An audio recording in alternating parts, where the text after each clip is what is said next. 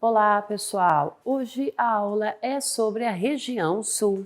Bom, a região sul, então, ela é conhecida pelo grande contingente populacional europeu que chegou séculos atrás, tendo lugares que são bem parecidos com o Velho Mundo. O sul do Brasil tem como uma de suas características a forte presença europeia em seu processo de colonização e povoamento. Assim, possui traços europeus marcantes na arquitetura, na culinária, na população e até no clima, pois é a única do país que os estados estão abaixo do Trópico do Capricórnio. Devido ao clima, essa região atraiu muitos europeus durante os séculos 19 e 20. Um pouco da história aí da região sul. No início da colonização, a região sul, então, por ser distante da capital do Brasil, na época, Salvador, não despertou interesse na coroa portuguesa. Depois, no século XVI, a ocupação iniciou-se no atual estado de Santa Catarina,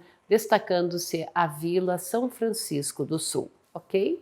E claro que chegou aí no final do século, em 1693, a capital paranaense Curitiba foi fundada.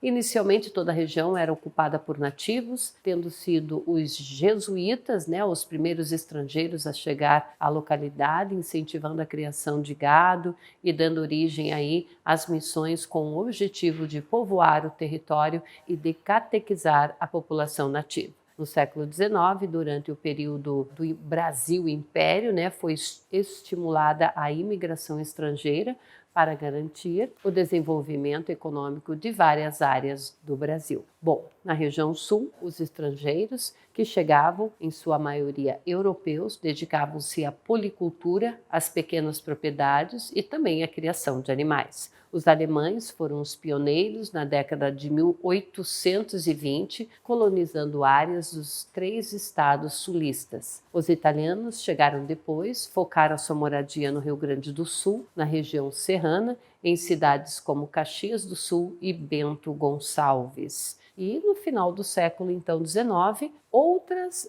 nacionalidades de europeus desembarcaram aqui no sul do Brasil, dando início a uma intensa miscigenação europeia em solo brasileiro e transformando, claro, a região em um grande mosaico cultural de hábitos, costumes e alimentação da Europa, ok? Falando sobre a questão do clima, pessoal, vejam vocês que o clima da região é subtropical. Esse clima está presente em toda a região, tá? Exceto no extremo norte do Paraná, onde ocorre ali o clima tropical de altitude. O clima subtropical, ele apresenta 4 estações do ano bem definidas, com verões quentes, invernos rigorosos e chuvas bem distribuídas aí ao longo do ano. Então, devido a essa boa definição das estações do ano, a região sul é a que apresenta a maior amplitude térmica dentre as regiões brasileiras, pois há grande variação de temperatura ao longo do ano, certo?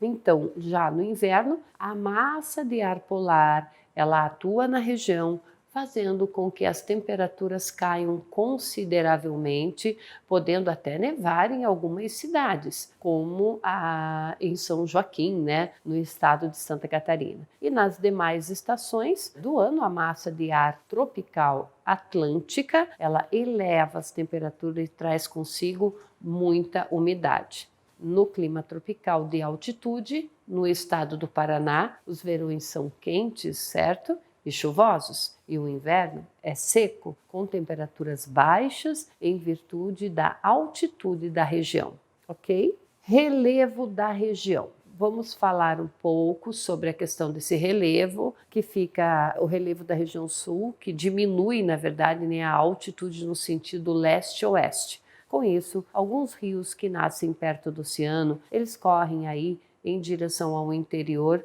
desaguando em outros rios. É uma região que se constitui de muitos planaltos com formações geológicas antigas, de terrenos sedimentares e cristalinos, ok?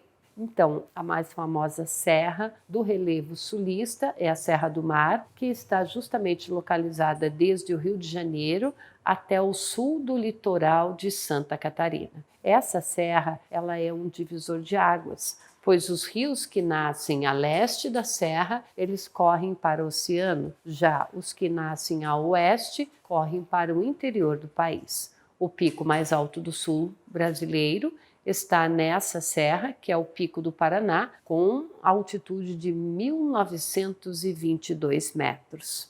Hidrografia sulista, olha só, a região sul contém sim 4 regiões hidrográficas brasileiras. A hidrográfica do Uruguai. A hidrográfica do Uruguai, ela banha os estados de Santa Catarina e Rio Grande do Sul. Com clima subtropical, essa região hidrográfica ela possui chuvas regulares ao longo do ano, o que oferece o potencial hidrelétrico da localidade. Os rios de destaque são o Rio Uruguai e o Rio Quaraí, que é, na verdade, a fronteira natural entre o Rio Grande do Sul e o Uruguai. Já a região hidrográfica do Paraná, ela abrange quase todo o estado do Paraná e uma pequena porção ali de Santa Catarina, certo? Então, na região, o destaque sim é o Rio Paraná, que separa aí o Paraná do Mato Grosso do Sul e também do Paraguai. Os seus afluentes, como o Rio Paranapanema e também o Rio Iguaçu, com as famosas e turísticas Cataratas do Iguaçu, que são importantíssimas aí para o potencial hidrelétrico da região.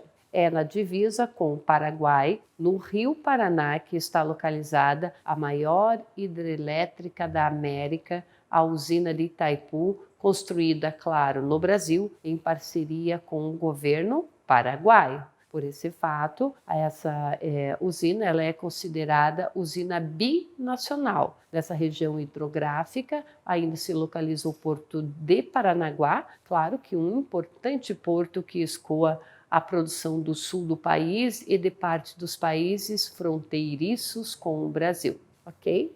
E na região Atlântico Sul, banha aí os 3 estados, com ênfase no Rio Grande do Sul, e o destaque fica por conta do rio Jacuí, que é aproveitado para alimentar usinas localizadas no seu alto curso e é navegável no seu final, constituindo uma importante hidrografia do estado gaúcho, ok? Bom, então, finalizando aqui, pessoal, a região Atlântico Sudeste está em uma pequena área do nordeste do Paraná, tendo o rio Ribeira de Iguape como seu destaque, certo? Por hoje é só, pessoal. Até mais.